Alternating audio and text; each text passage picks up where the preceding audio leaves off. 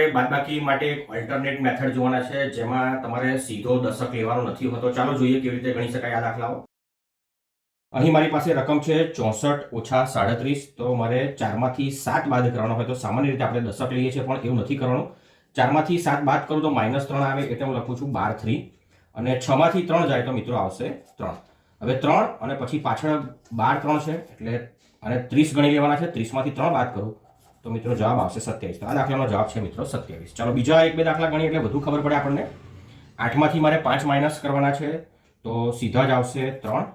7માંથી 9 બાદ નહીં થાય, તો 7માંથી 9 જાય તો -2 આવશે, એટલે હું લખીશ 12 2. અને 6માંથી 5 જાય તો મિત્રો આવશે 1.